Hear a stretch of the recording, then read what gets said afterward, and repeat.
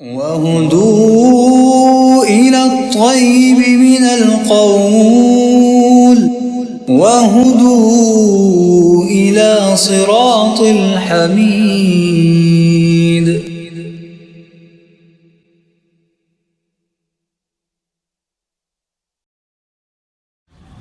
بسم اللہ الرحمن الرحیم، الحمدللہ والصلاۃ والسلام علی رسول اللہ. ناظرین، جس طرح کہ پچھلی ویڈیو میں ہم نے اس بات کو بیان کیا کہ ہم سیکھیں گے کہ آذان کی ابتدا کیسے ہوئی، تو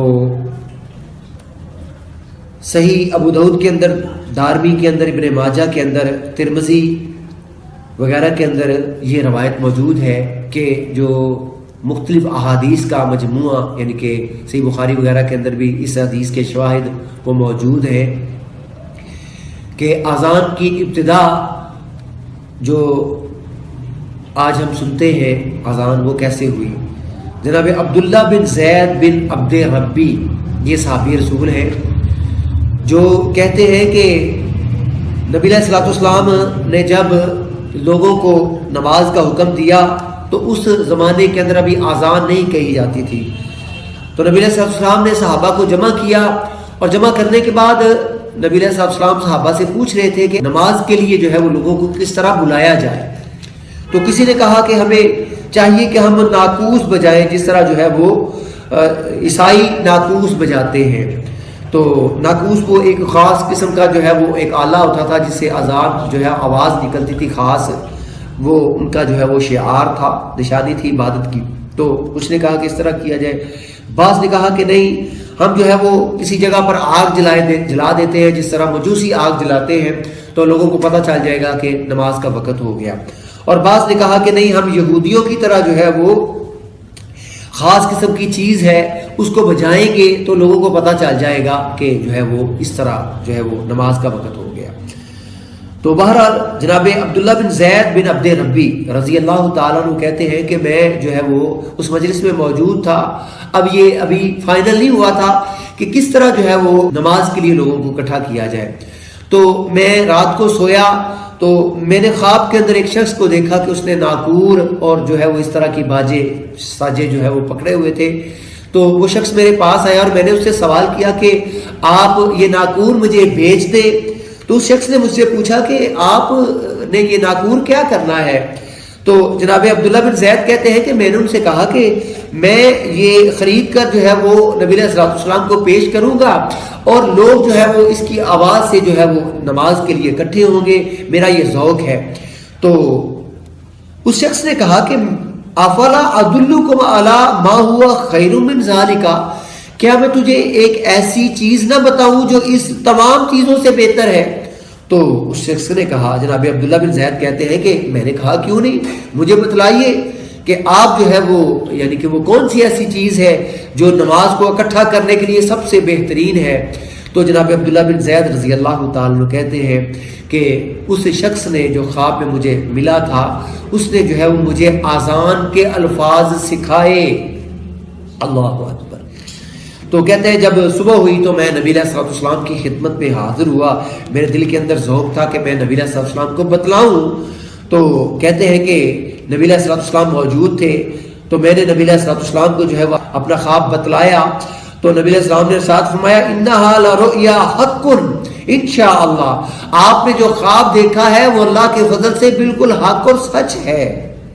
فقم مع بلال، آپ بلال رضی اللہ تعالیٰ عنہ کے ساتھ کھڑے ہو جائیں. فالقی علیہ ما رأیتا، جو آپ نے خواب کے اندر الفاظ سیکھے ہیں وہ بلال کو سکھا دیجئے. فلیعذن بہ، وہ اذان دے گا، اس کے ساتھ لوگوں کو بلائے گا نماز کے لیے. فإنہ اندی صوتا منک، کیونکہ ان کی آواز آپ سے زیادہ بلند اور خوبصورت ہے. تو کہتے ہیں کہ میں نے جو ہے وہ بلال رضی اللہ تعالیٰ عنہ کو جو ہے وہ یہ الفاظ سکھا دیے، اور بلال رضی اللہ تعالیٰ عنہ نے اذان دینی شروع کی. اب یعنی کہ دلچسپی دیکھیے کہ کیسی جو ہے وہ شاندار حدیث ہے. تو جناب عمر بن خطاب رضی اللہ تعالیٰ عنہ اس مجلس میں موجود نہیں تھے.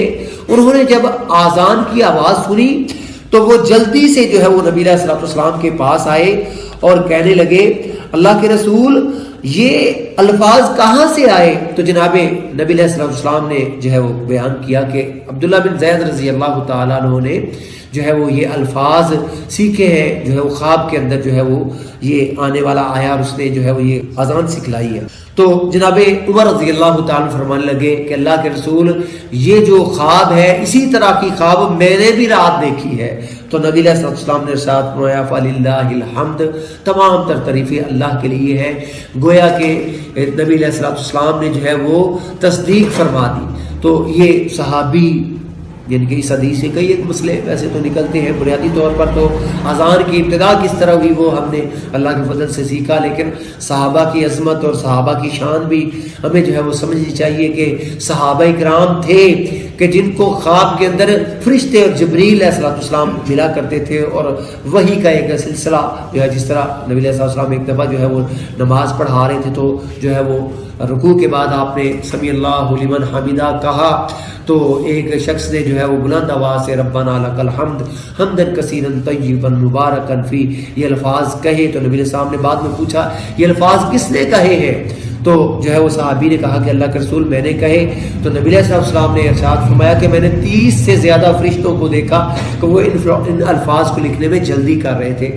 آج ہم نے سیکھا کہ اذان کی ابتدا کیسے ہوئی، اور یہ اذان اللہ کے فضل سے مسلمانوں کا شعار ہے، مسلمانوں کی نشانی ہے، اور اللہ تبارک و تعالی نے جو مسلمانوں کو جو ایک بہت ہی پیاری چیزیں دی ہیں، ان میں سے یقینی طور پر ایک چیز وہ مسلمانوں کی اذان ہے کہ آج کافر اس چیز سے چڑ کھاتے ہیں، اور اس چیز سے جو ہے وہ مسلمانوں پر وہ غصے اور ناراض ہوتے ہیں کہ کاش یہ اذان اور یہ ایک دوسرے سے سلام لینا جو ہے وہ کاش ہماری شریعت کے اندر ہوتا۔